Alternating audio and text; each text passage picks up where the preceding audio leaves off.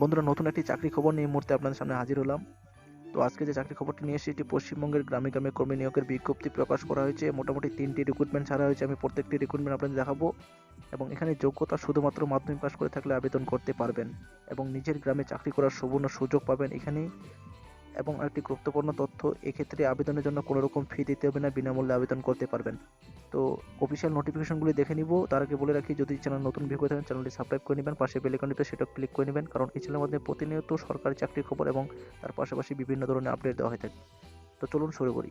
বন্ধুরা, প্রথম যে নোটিফিকেশনটি নিয়ে আসলাম সেটি কল্যাণী মহকুমা আন্ডারে নেওয়া হবে, কল্যাণী নদিয়া অর্থাৎ নদিয়া ডিস্ট্রিক্টে। তো এখানে কি বলা রয়েছে, রাজ্য মিশন অধিকর্তা জাতীয় গ্রামীণ স্বাস্থ্য মিশন এর 27/6/2012 তারিখের পত্র নম্বর অনুযায়ী নদিয়া জেলার অন্তর্গত সমগ্র কল্যাণী মহকুমার বিভিন্ন ব্লকের উপস্বাস্থ্য কেন্দ্রের আশাকর্মী নিয়োগের উদ্দেশ্যে ওই এলাকার অন্তর্গত অঞ্চলগুলিতে বসবাসকারী মহিলা প্রার্থীদের কাছ থেকে উক্ত পদের জন্য নির্দিষ্ট আবেদনপত্রে দরখাস্ত আহ্বান করা হচ্ছে। অর্থাৎ সেই জেলার অন্তর্গত, সেই মহকুমার অন্তর্গত মহিলাদের আবেদনের করার জন্য এখানে আহ্বান করা হচ্ছে। শুধুমাত্র মহিলা ক্যান্ডিডেটসরাই কিন্তু আবেদন করতে পারবে এই ক্ষেত্রে, এবং সেই এলাকায় বসবাসকারী হতে হবে। এবং এখানে কিছু শর্তাবলী রয়েছে, সেটাও দেখে নিব কি শর্তাবলী রয়েছে।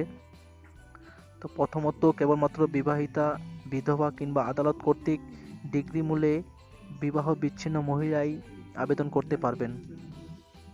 এবং তারপরে দ্বিতীয় কি বলা রয়েছে, আগ্রহী প্রার্থীকে অবশ্যই 2013 সালের পঞ্চায়েত নির্বাচন তালিকায় নির্দিষ্ট গ্রাম পঞ্চায়েত বা গ্রাম সংসদের স্থায়ী বাসিন্দা হতে হবে। এবং প্রমাণস্বরূপ 1/1/2019 এর নির্বাচন তালিকায় অনুসারে প্রার্থীকে তার এপিক অথবা রেশন কার্ড এর প্রত্যায়িত নকল অবশ্যই জমা দিতে হবে। সম্প্রতি বাসস্থান পরিবর্তনকারী প্রার্থীর ক্ষেত্রে তার পরিবারের যোগসূত্র যাচাই করা হবে। তৃতীয়ত বলা রয়েছে, সাধারণ প্রার্থীর বয়স 18/12/2019 তারিখ অনুযায়ী 30 থেকে 40 বছরের মধ্যে হতে হবে, এবং তপশিলি জাতি উপজাতির ক্ষেত্রে এখানে বয়স হতে হবে 22 থেকে 40 বছরের মধ্যে, তাহলে আবেদন করতে পারবেন। এবং চতুর্থ নম্বরে যেটি রয়েছে, প্রার্থীকে অবশ্যই মাধ্যমিক পাস কিংবা তার সমতুল্য পরীক্ষায় অবতীর্ণ হতে হবে, তাহলে কিন্তু আবেদন করতে পারবেন। এবং যদি কোনো রকম উচ্চশিক্ষা থাকে তাহলে সেটিও মূল্যায়ন বা বিবেচনার ক্ষেত্রে সুবিধা হবে। তো এক্ষেত্রে কিন্তু কোনো রকম বেশি কিছু পাবেন না, এখানে ন্যূনতম যোগ্যতা মাধ্যমিক পাস হলে হবে। এবার বন্ধুরা, আবেদনের সঙ্গে যে সমস্ত প্রমাণপত্র দিতে হবে সেটি দেখে নিই। প্রথমে যেটি বলা রয়েছে, জন্ম তারিখের শংসাপত্র বা মাধ্যমিক পাশের যে অ্যাডমিট কার্ড বা মাধ্যমিকের অ্যাডমিট কার্ড সেটি দিতে হবে। এবং এলাকায় বাসিন্দা হিসেবে ভোটার কার্ডের পরিচয়পত্র দিতে হবে বা রেশন কার্ড দিতে হবে। এবং উপযুক্ত কর্তৃপক্ষের দেওয়া জাতিগত যে প্রমাণপত্র রয়েছে তপশিলি জাতি বা উপজাতির ক্ষেত্রে সেটিও জমা করতে হবে, অর্থাৎ SC/ST সার্টিফিকেট।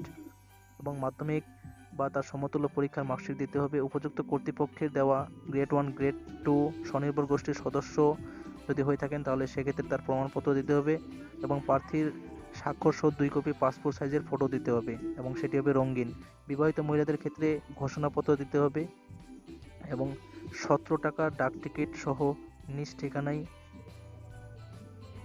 লেখা খাম, সেখান থেকে এটি সেন্ড করতে হবে। এবং উপরোক্ত শর্ত পূরণকারী প্রার্থীদের ইন্টারভিউ এর তারিখ, সময় ও স্থান উল্লেখিত পত্র যোগ্য প্রার্থীদের ঠিকানায় ডাকযোগে প্রেরণ করা হবে। অসম্পূর্ণ বা ত্রুটিপূর্ণ আবেদন খারিজ হবে, এবং পরবর্তীকালে অনুরোধ বা অপরোধ বাঞ্ছনীয় নয়।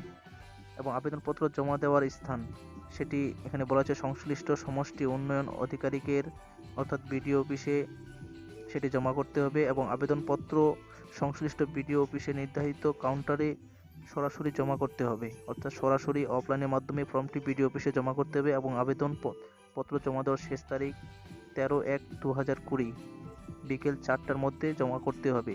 এবং আমি ফর্মটি দেখাবো কীভাবে ফিল আপ করবেন, তার আগে দেখে নিই আরও কী কী বলা রয়েছে। তো বন্ধুরা, এখানে ভ্যাকেন্সিগুলি ভাগ করা আছে নেম অফ দ্য ব্লক।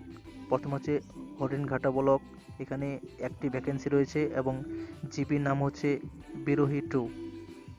এবং তারপরে আবারও রয়েছে হরিণঘাটা ব্লক, এখানেও নেওয়া হবে এবং এটি জিপি হচ্ছে বিরোহী, এখানে 2টি রয়েছে। এবং টোটাল এখানে ভ্যাকেন্সি রয়েছে 4টি, এবং এখানে গ্রামগুলি উল্লেখ করা রয়েছে, আপনারা দেখে নেবেন।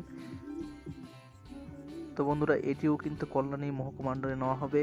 তো এখানে অন্য ব্লকে নেওয়া হবে, সেটি আমি দেখাবো।